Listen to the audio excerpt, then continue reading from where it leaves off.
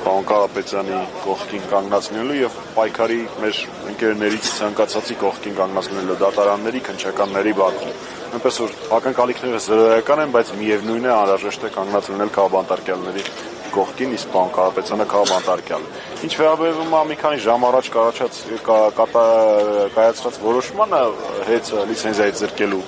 հետ կապված գաղտնիք չի, որ Փաշինյանը բոլոր հնարավոր պետական անօրինական, հակաօրինական լծակներով պայքարում է այլախոհների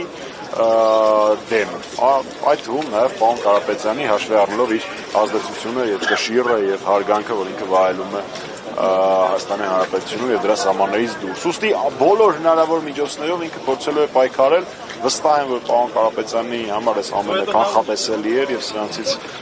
ոչ մեկը, ոչ հեծի հետ կապված զարգացումները, ոչ էլ բնականաբար ապօրինի ազատազրկումը չեն կարող հասնել պարոն Կարապետյանի վճռականության վրա։ Հանգուցալուծումը ինչպես եւ երբ եք տեսնում իրավիճակը։ Տեսեք, կամ մի հանգուցալուծում։ Ինքը ունի ուժայիններ, դատարաններ եւ այլն եւ այլն։ Ընդդիմություն, որպես ասված, ընդդիմադիր կեցված ունեցողները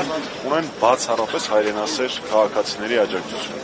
Երբ որ բոլորս միասին կարողանանք ցույց տալ Փաշինյանին, որ իրենք փոքր խմբակ են, մարգինալների մի խումբ են, որոնք որևէ անելիք չունեն ներկայացնելու Հայաստանի Հանրապետությունը, այն ժամանակ էլ հանգուցալուծումը կլինի։ Ես